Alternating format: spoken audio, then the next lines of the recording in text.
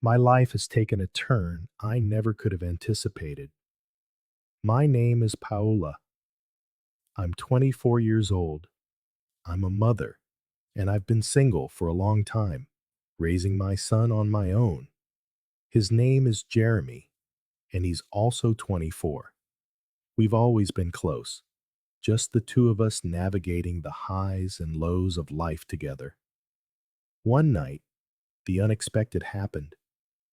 Jeremy came home looking utterly drained, the weight of work and study etched on his face. He told me he wasn't feeling well, and an exhaustion clung to him that I hadn't seen before. The night was cold, and our old house took a while to warm up, so I told him he could lie down in my bed to rest. I tucked the blanket around him. At first, it felt perfectly normal, just a mother caring for her son. But then, as I lay down beside him, I felt him shift closer. He must have been seeking warmth, I told myself.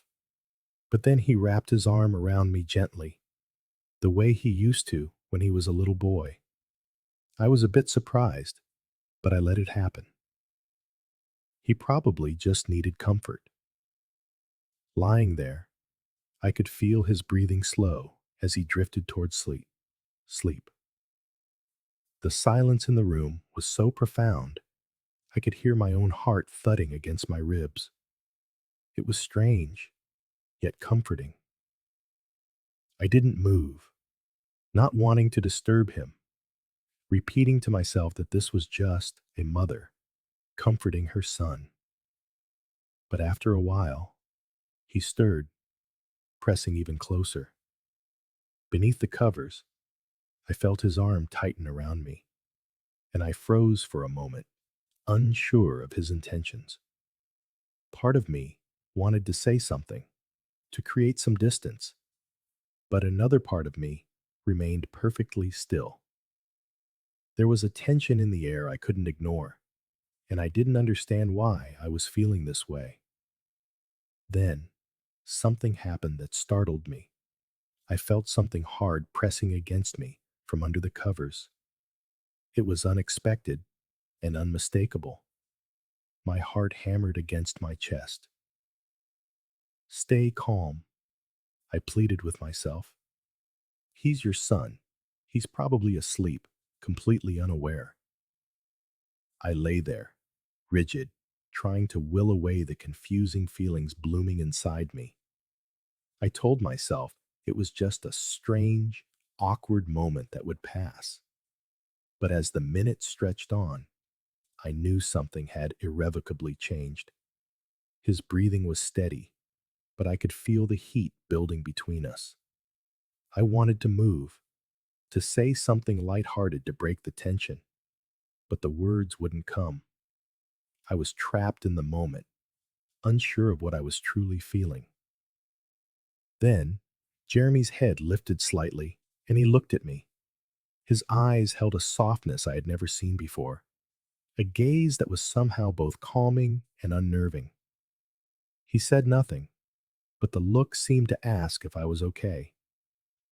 I tried to smile, hoping it would ease the strangeness between us, but it only deepened the silence. His hand found mine under the blanket, his fingers lacing with mine. It was such a small gesture, yet every point of contact seemed to awaken something within me I couldn't ignore. I tried to keep my breathing even, hoping to hide the frantic beating of my heart. I didn't know what to do or say, completely caught in this strange connection between us. He was my son, but lying so close to him, I felt a different kind of proximity, one I couldn't understand. It was a mixture of confusion and comfort that left me frozen. Jeremy didn't seem to notice my inner turmoil. His hand moved from my hand, his fingers tracing a light path up my arm. I flinched, and his eyes opened, looking directly into mine. There was a question in his gaze, as if he was wondering if I felt the same pull that he did.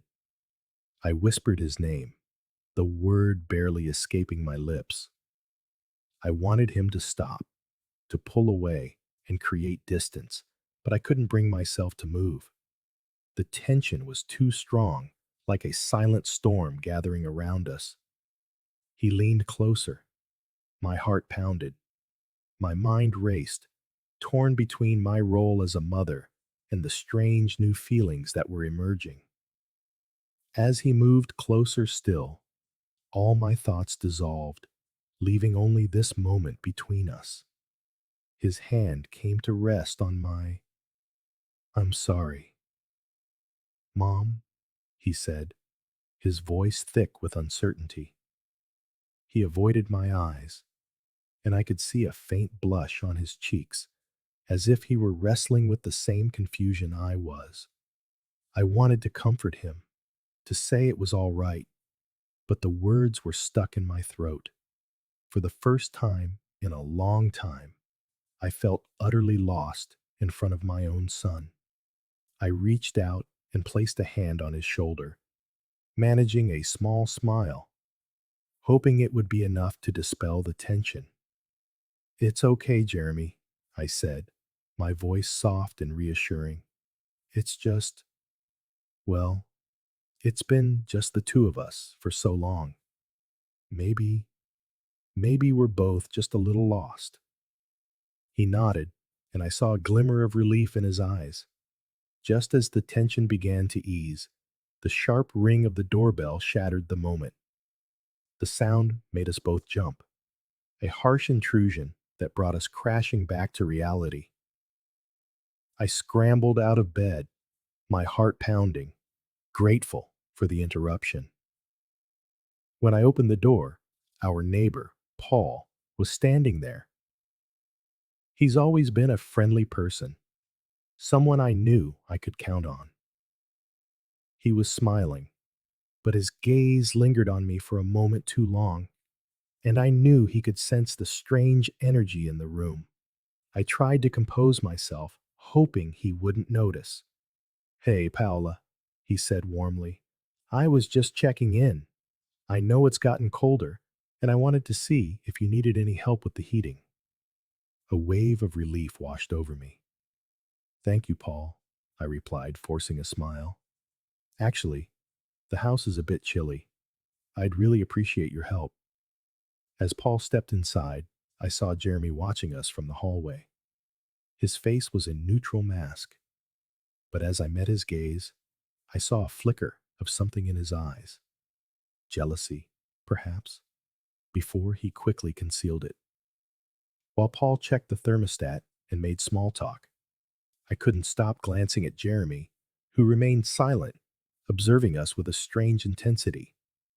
I could feel his discomfort, which only added another layer of tension to the room. After a few minutes, Paul turned to me with a smile. "All right, Paola, just give me a call if you need anything else." I thanked him, and as he left, the tension between Jeremy and me became even more palpable. I closed the door and turned to find him standing there, his expression serious. "Are you okay?" I asked, trying to understand what was going on in his mind. He shrugged, his eyes avoiding mine. "Yeah, I'm fine," he said, his voice low. "I just wasn't expecting Paul to show up. I wanted to talk to him, to try and understand what was happening between us. But before I could say another word, he walked past me and headed to his room. The door closed behind him without another word, leaving me standing alone with a strange mix of relief, confusion, and the nagging feeling that something was left unfinished. I stood there, staring at Jeremy's closed door, an emptiness settling in my stomach, replaying everything that had just happened, the intimacy we had shared, his reaction to Paul, the silent tension that felt ready to explode again. I went to my room and sat on the edge of the bed, my mind racing. I knew I couldn't ignore this forever, but I had no idea how to begin to address it. Then I heard a soft knock on my door. My heart leaped. Come in, I said, trying to keep my voice steady. The door opened, and Jeremy entered, his face unreadable. He sat down beside me on the bed, his gaze fixed on his hands. We sat in silence for a moment, the air heavy with everything left unsaid. Mom, he finally began, his voice barely a whisper. I I don't know what's happening. I'm sorry if I made things weird earlier.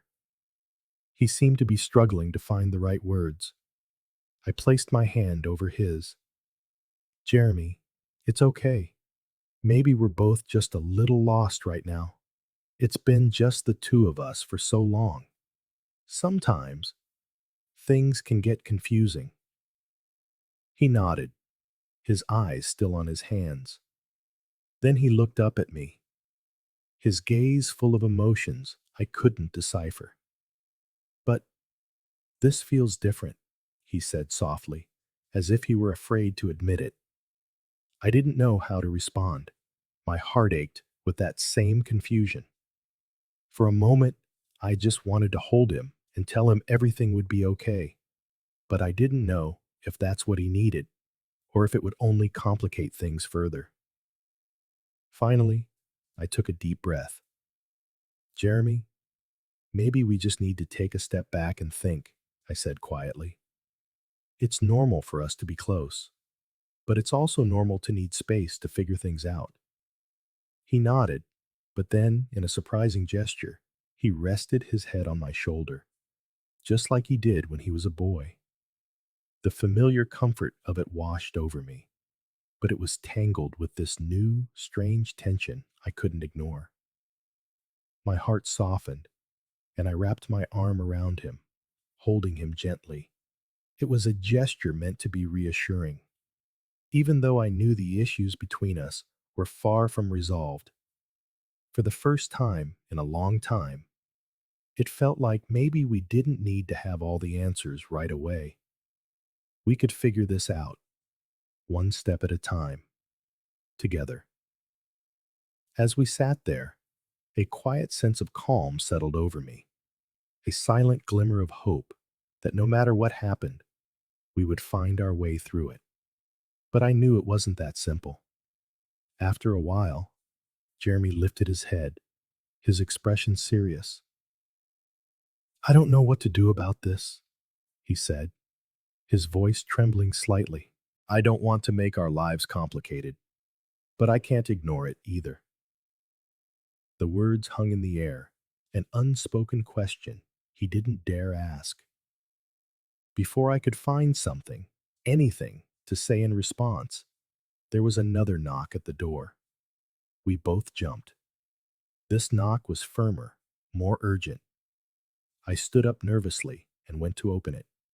Paul was there again, a look of concern on his face. Paola, sorry to bother you again, he said. I just wanted to make sure everything was really okay. You seemed a little off before. I glanced back at Jeremy, who was watching us intently, his face unreadable. Thanks, Paul. But we're fine, I said, trying to keep my voice even. We're just having a quiet night. Paul studied me for a moment, then cast a thoughtful look at Jeremy. All right, he said slowly. Well, don't forget, I'm right next door if you need anything. As soon as he was gone, I closed the door and turned back to Jeremy. He stood up and started to walk slowly towards me, and my heart began to pound all over again. The air between us was thick with silence, but just as he got close, he stopped, his expression shifting as if battling an internal war. Maybe, maybe we shouldn't rush this, Mom, he said softly. Maybe we just need time. I nodded, my own heart aching with the same conflict. You're right, Jeremy. We both need to think about this. No pressure. He nodded too, a silent agreement passing between us.